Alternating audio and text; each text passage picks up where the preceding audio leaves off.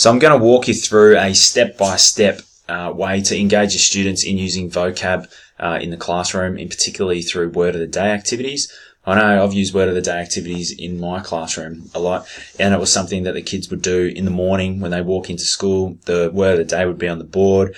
They'd have to write down the word, find the definition of it, and then they'd have to put it in some sort of form of a sentence. But it wasn't terribly engaging after a while. It was just the same of the sameness. And I had a go at doing this recently in another grade, and it worked really well using Padlet and just using iPads and QR codes to engage the students and share their work a bit more easier. So the first step, and I apologise if you know how to use Padlet already, we're going to go as a step-by-step sort of thing of how to get it all going if you haven't used it before.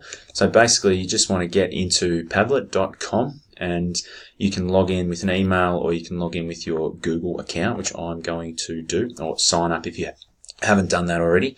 So I'm going to sign up with my Google account, or sign in with my Google account. Now I've got lots of activity here because I've already been using it, but if you want to create a new Padlet, you just click up to here and it's going to start a new Padlet.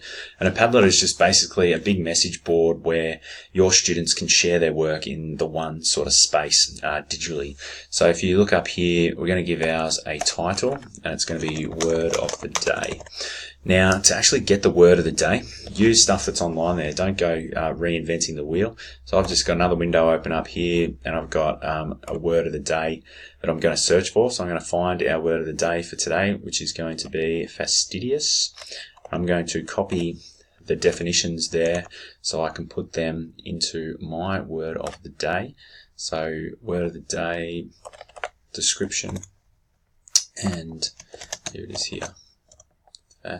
And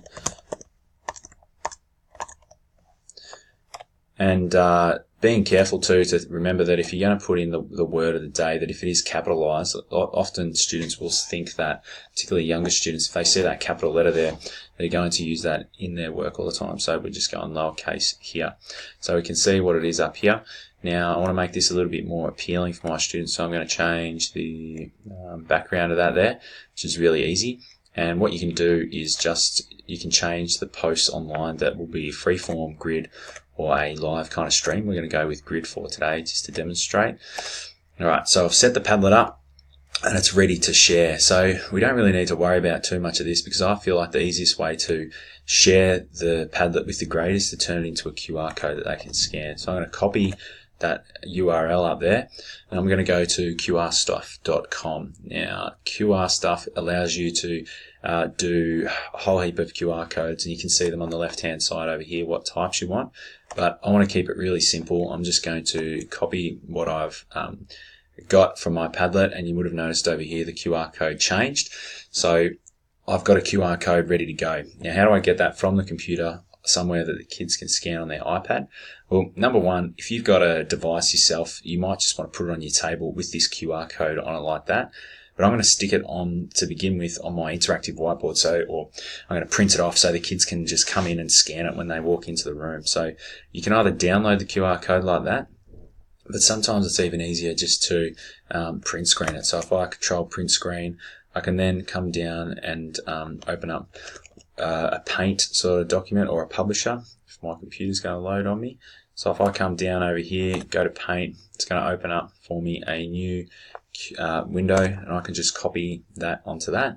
And I'm going to use the select tool to crop the QR code like so, and then I can just go File, Print, so it comes out on a piece of paper, stick it up on my whiteboard at school, and then the kids have a QR code that they can scan with their iPad.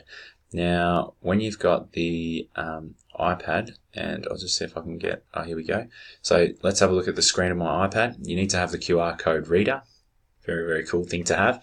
You can scan that onto your phone or get it onto the kids' iPads, and if they've got that, when they open up, they'll just hold it up in front of the QR code, be able to scan it, and it will take them straight to our word of the day here. Now, if you've never used it before, basically really easily, the kids can just click on it. They can write their name at the top, so I'm going to put my name here, and fastidious is our word of the day, so I'm going to use that into a sentence and say, he was a very fastidious individual. And luckily we can do a bit of a spell check there as well. So I'd be encouraging my kids to be making a bigger sentence than that, obviously. But what is also cool is you can actually get them to add an attachment. So you might get the kids to add some sort of an image. They could do a Google search of what they feel like fastidious looks like, or they could add a video of themselves talking or reading it out loud, or they could record their own voice. They might even want to take a photo of themselves trying to put on an expression of how someone might feel if they were feeling fastidious, or they were a fastidious person, whatever it might be. So I've got an example of how I used this the other day with a grade 6 class, just filling in as a relief teacher at my own school. I actually knew all these kids, so it was quite easy to do. Now you can see at the top they're working in partners. We don't have enough iPads in the classroom to have one-to-one. So I had all the kids make sure they put their names in the top, and then they put their sentence in like so. So the word was candid. And I think what's really awesome about this is the kids became really engaged. Once they started seeing other people posting online, they were reading their sentence, and it became like a little bit competitive in a sense, where they wanted to impress other people that were reading their sentences. You can see, I'm going to have a candid meeting with a French monster. So they're trying to be humorous and trying to make each other laugh a little bit. I think that really increased the engagement with what they were doing. Now, if you see over here, I've got one student who didn't put his name in and used all these emojis and just sort of mucked around a little bit. So I think it's really important, if you are going to use this, that you do talk about your processes and your rules about how to use this stuff appropriately. Because I guess the only downside of Padlet is if students are feeling a little bit like they want to get up to mischief, they can post unanimously. So they might write swear words or something silly on there, and all of a sudden you don't know who's written that. Can be a little bit annoying. And I know when I first used this last year for an activity, we stopped doing a totally different activity because there were kids. We had 2 grades together, and they were just mucking around and posting stuff, and no one was admitting to it, which was a bit disappointing. So if you get on the front foot and talk about your rules and what's going to happen if they're broken, this can be a lot more powerful.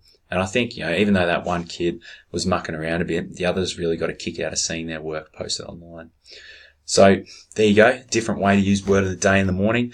You can even use that, particularly if it doesn't get finished, you might use it as an activity that can just go throughout the whole day. So if kids finish their work, they can just jump on to the Padlet and finish writing a sentence or add some more. If you do have a go at using this, please let me know and share what you've done, and always looking for more ideas. All the best. Good luck.